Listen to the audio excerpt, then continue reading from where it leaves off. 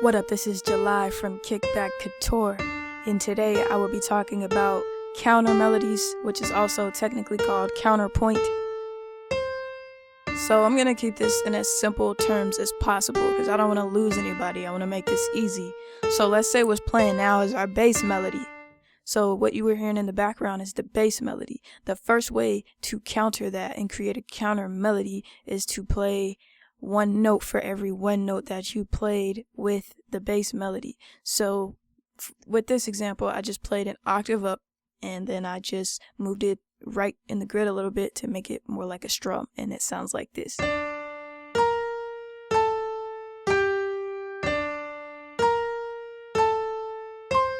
So that's the first way to create a counter melody. The second way to create a counter melody is to play two notes for every one note, and that will sound like this.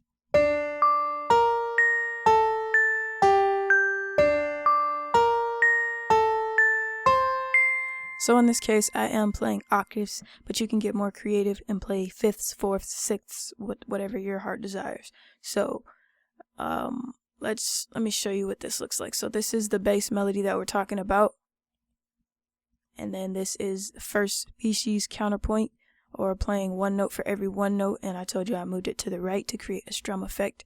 This is second species counterpoint, where we play two notes for every one note that we played in our bass melody. So the third way to create a counter melody sounds like this.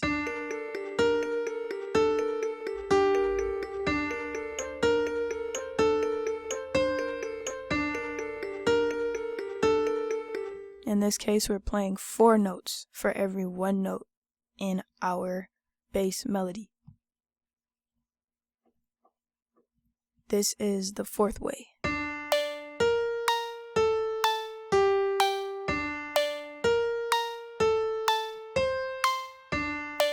What the fourth way is doing is playing on the off beats of our melody. So if you listen, 1 and 2 and 3 and 4 and, so it's hitting on the ands, the off beats, while our main melody takes the down beats. While the fifth way is just a combination of all of these.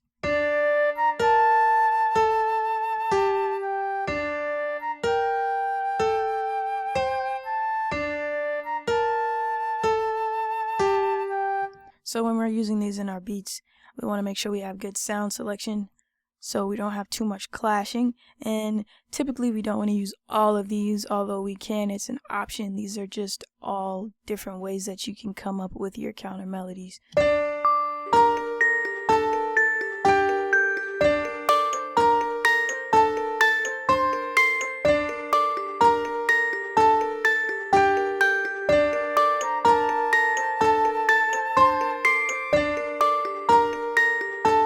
So yes, I definitely go through and find some new sounds for all of these melodies, especially this flute. I'd probably grab a lead or something, but ultimately this is how you make complex sounding beats with counter melodies. So you do not have to follow the simple melody pattern that I have for the bass melody. You can play whatever you would like to. It could be something like, either way, however you play it, those same principles apply. For first species, you want to make sure you're playing one note for every one note that you played with that bass melody. For second species, you want to make sure you're playing two notes for every one note of that bass melody. For third species, you want to make sure you're playing four notes for every one note. And for what's next? Fourth species, you would just want to make sure you're playing on the off beats. And then fifth is just a combination of everything. So the sky is the limit. Let me know what you guys end up making. Tag me in it on Instagram, Facebook, wherever you post your music. Tag me. I'm easy to find. If you like this video, give it a like, comment, subscribe. Most definitely, let me know what you would like to see next. I hope it wasn't too confusing. I tried to break it down. I didn't really use the terms that you would actually use in traditional music theory, and I actually broke a few rules so that it was easier to explain and I didn't lose anybody. So kick back and cook up. It's all culture.